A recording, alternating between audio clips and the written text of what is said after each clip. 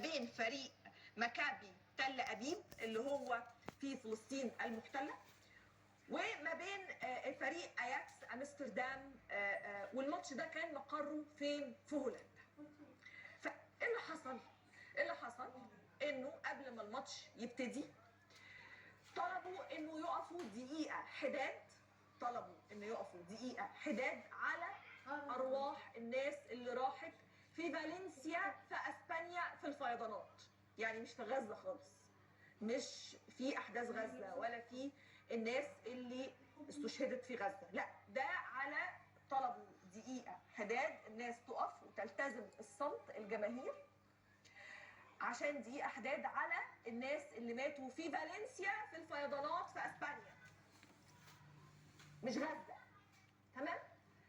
الجانب الهولندي التزم الصمت ووقفوا دقيقه حداد على الناس اللي ماتت في الفيضانات في اسبانيا، والجمهور الاسرائيلي اليهود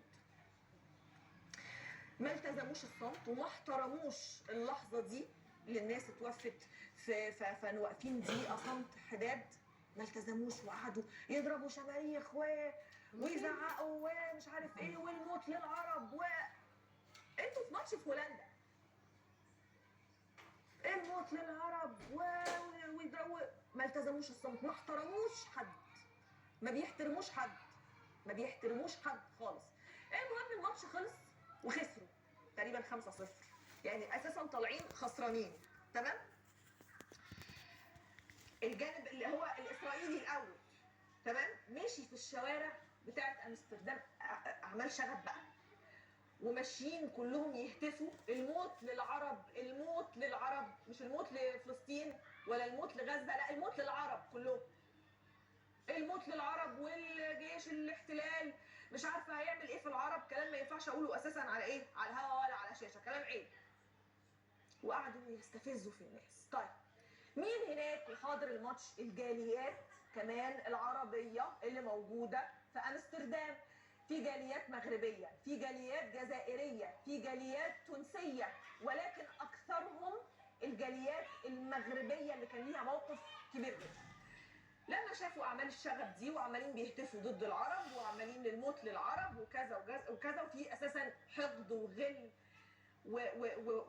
وكره من الاحداث بتاعت غزه ولبنان مؤخرا والموت للاطفال وكذا وكذا، طلعوا بقى كمان ال الاسرائيليين يطلعوا يشدوا من على مبنى عماره، مبنى سكني معلق علم فلسطين، يطلعوا يشدوه يقطعوا.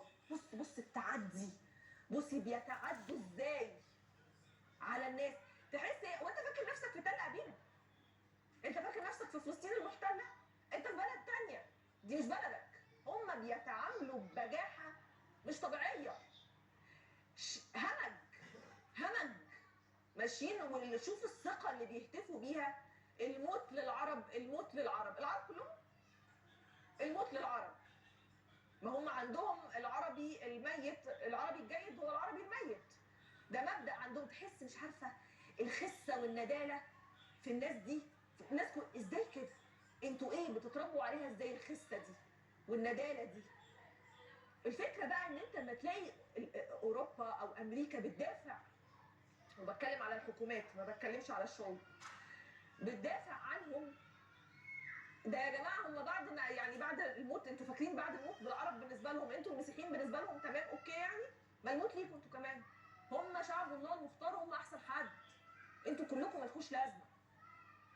وهم اساسا كلهم قله قليله، يعني انا مش فاهمه الثقه دي هم جايبينها منين. المهم بعد احداث الشغب اللي عملوها دي، عشان الناس اللي مش فاهمه، والبجاحه دي، الجاليات بقى العربيه اللي هناك وخاصه المغربيه مسكوهم فرموه، منهم اترمى في النيل هناك، واترمى في النيل وايه، وقال له مش هتطلع غير لما تقول فري بالستاين، الحريه لفلسطين، تقول فري بالستاين. الاول ماسكين واحد كانوا بيضربوه اسرائيلي، بيقول له قول فري بالستاين، يقول له طب انت لو عايز فلوسي خدها، خد فلوسي وسيبني.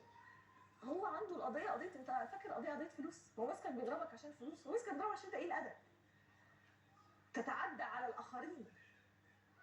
فهي القصه المبدا عنده مش مش مبدا فلوس بس، بص هو دماغه واخده فين، خد فلوسي وسيبني. قال له قول فري بالستاين واسيبك. ده واحد تاني قال له فري بالستاين. وتشوف بقى الرعب اللي هم فيه، مرعوبين جبنه. تقولش اللي هم بالطريقه اللي كانوا بيهتفوا بيها في الاستاد ولا بيهتفوا بيها وهم خارجين، فين الشجاعه بتاعتكم؟ الرعب اللي مرعوبين بيجروا. المهم رئيس الوزراء الاسرائيلي نتنياهو بعت لهم طيارتين عشان ياخدوهم يرجعوهم. ليه؟ مش عارفين يركبوا طيارات عاديه، خايفين مرعوبين يركبوا طيارات عاديه، فطبعا بعت لهم طيارتين. وزير الخارجيه الاسرائيلي قال لنظيره الهولندي انه ما ينفعش كده، ودي امانه ولازم توصل الناس امنين ومش عارف ايه والكلام ده كله. 15 واحد اتصاب، ولحد اخر حاجه احنا سمعناها انه في 7 مفقودين. من 15 ل 20 مصاب و7 مفقودين خالص، فقدوا التواصل معهم، مش عارفين هم راحوا فين ولا ايه اللي حصل لهم بالظبط. الارض العربيه والاجنبيه رفضاهم، مرفوضين، منبوذين، مكروهين. من امستردام لتل ابيب توقفوا عن لعب دور الضحيه. اهلا بكم في مع معتز. الرفاق حائرون يتساءلون ماذا حدث في امستردام. ابدا، مباراه في الدوري الاوروبي بين اياكس امستردام ومكابي تل ابيب تحولت لحكايه بيتناقلها العالم في ال 24 ساعه الاخيره. حكايه مليئه بكل التوابل، صدقني زي ما بقول لك كده. تحدثت مع حضراتكم طيله العام المنصرم مرات عديده جدا عن انه ما قبل الطوفان غير بعده على الاطلاق. اتحدث عن شعب المستوطنين اللي كان تايه في الزحمه في اوروبا وكان عايش. هذا الوضع تغير بصوره جذريه بعد الطوفان، بعد ما وضح للعالم كله، انا بتحدث شعبويا بالنسبه لمستوى الشعوب، بعد ما وضح للعالم كله مستوى الاجرام اللي بيمارسه المنتسبين لذلك الكيان، قتل الاطفال وجرائم الاباده والتطهير العرقي وجرائم ما انزل الله بها من سلطان، غيرت الرؤيه الشعبيه الاوروبيه تحديدا تجاه ابناء الكيان. بالامس كانت مباراه في الدوري الاوروبي بين مكابي حيفا واياكس امستردام، والحقيقه جماهير مكابي حيفا او مكابي تل ابيب استفزوا الكل حقيقه قبل ما يستفزوا العرب والمسلمين. بعد احداث فالنسيا، الفيضانات اللي حصلت في فالنسيا في اسبانيا اللي خلت الملك حتى لما راح هناك اتعرض لمشاهد مش لطيفه على الاطلاق. بعد اللي حصل في فالنسيا من سيول اودت بحياه عشرات الاسبان، الكل بيقف دي احداث في بدايه المباريات على الضحايا تضامنا مع فالنسيا. جماهير مكابي حيفا رفضت انها تقف دقيقه الحداد، رفضت انها تقف تلك الدقيقه. مش بس كده، كانت الدقيقه اللي اتوقفت حداد قبل المباراه كانت صفارات استهجان وصفافير واستهزاء واستنكار بهذا الشكل.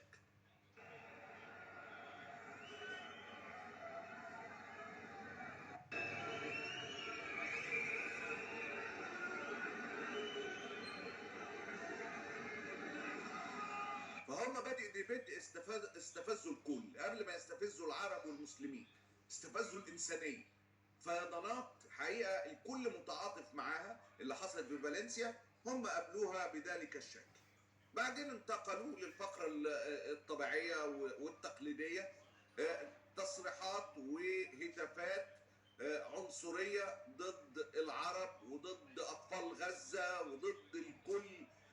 طيلة اللقاء لم تتوقف تلك الهتافات المعادية طيلة لقاء مكابي تل أبيب وأياكس امستردام. قعدوا يتوعدوا العرب ويتباهوا بكل الجرائم التي يندى لها الجبين اللي عاملينها ضد أطفال غزة. عملوا كل حاجة، استفزوا الناس كلها، بدأوا بالأوروبيين والعالم وبعدين وصلوا للعرب والمسلمين.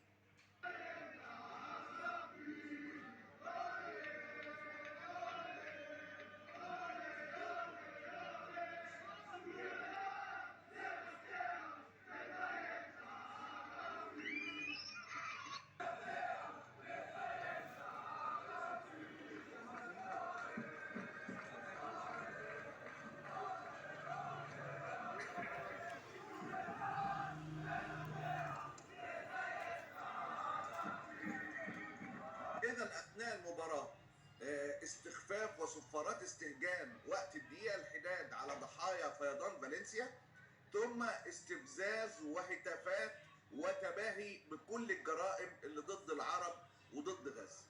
خلصت المباراه، توقفوا عند ده؟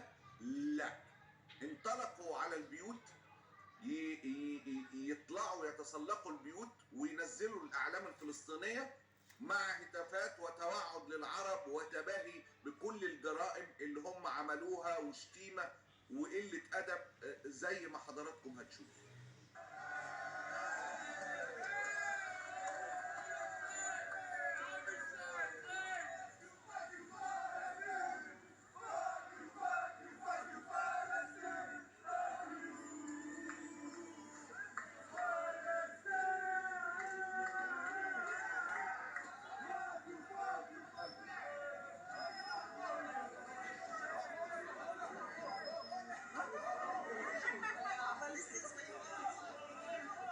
יאללה, להוריד את הדגל המסריח הזה, להוריד!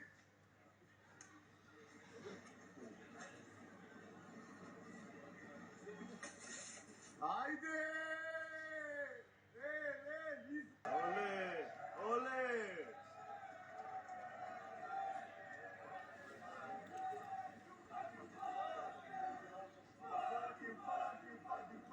זה משטרה, לא עושים כלום. هل توقفوا عند الثلاث مصايب دي؟ لا، انتقلوا للمصيبة الرابعة، اعتداء على الممتلكات العامة، اعتداء على سيارات التاكسي، اعتداء على السواقين. ليلة كانت عجيبة جدا، ما تعرفش كانوا واخدين فيها حبوب الشجاعة ولا ايه. الموضوع كان مستفز لدرجة كبيرة جدا جدا زي ما حضراتكم هتشوف. برونكت برونكت برونكت برونكت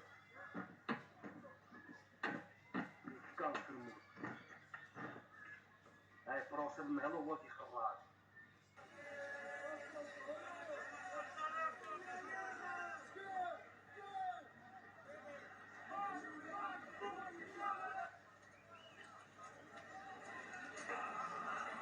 فبعد الاربع مراحل الاجراميه، وما ببالغش في موضوع اجراميه دي، قام هب الهولنديين ومعاهم جاليات عربيه على راسهم المغاربه، قاموا يواجهوهم.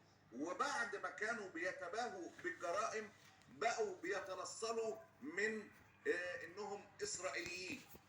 لا والله ده مش احنا. الكل حاول يتبرأ من الحكايه لما الاستفزاز اللي عملوه خلى الهولنديين والجاليات العربيه تهب في وشه. بعد ما كانوا بيتوعدوا العرب واستهزأوا بالمصاب الاوروبي في فالنسيا، بدأوا يتنصلوا من ان هم اسرائيليين. لا، دول مش احنا.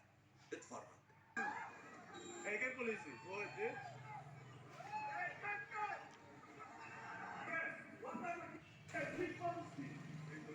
No, what man? Louder. I want it louder now. Please, Palestine. Say it. Say it. Where from? Say it. Huh? Привет, привет. Спасибо. Паспорт. Паспорт. Where are you from? Where are you from? Спасибо. Привет. You filming, man? Free Palestine and we go. Good. Come here, come. العالم كله كان بيشاهد مراحل الإجرام المتطورة، وبعدين شاهد المواجهات نتيجة ذلك الإجرام. نتنياهو والإعلام العبري يبدأ يحول الحكاية لموضوع الضحايا. نتنياهو دخل غرفة العمليات وبيتابع الأحداث وطلع بيان وخطاب وقال لك ده اضطهاد وعنصرية.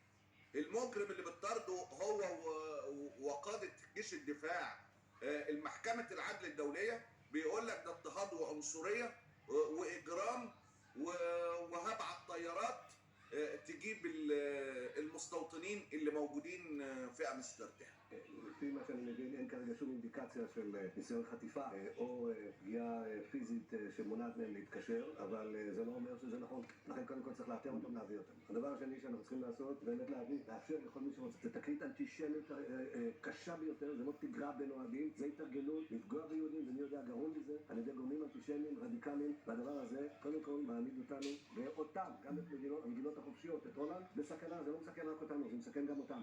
لعب دور الضحية ده اللي عمله نتنياهو والإعلام العبري خلى الأوروبيين يستفزوا بشكل كبير جدا.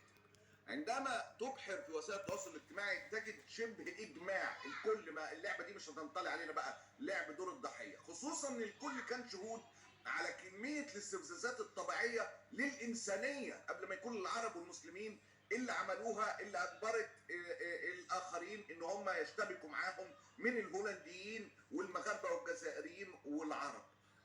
الكل لو حضرتك زي ما بتشوف كده في وسائل التواصل الاجتماعي الكل بيقول لهم فلتتوقفوا عن لعب دور الضحيه، انتم المذنبين في ذلك المشهد.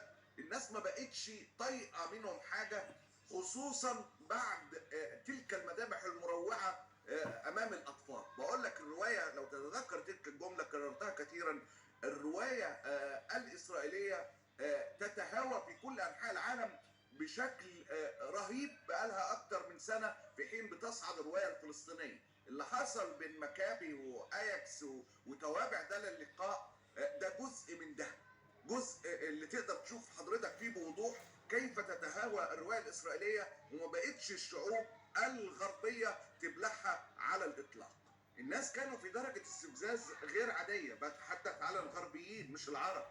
الكل كان مذهول من تلك البجاحة ولعب دور الضحية بعد كل الجرائم اللي عملوها، خصوصا انه لما حصلت اشتباكات بقى بين الجماهير بعد كل تلك الاستفزازات، لقوا باسبورات مع الاسرائيليين ان هم جنود في جيش الاحتلال. فانت ايه الهبل اللي انت بتستعبطه ده؟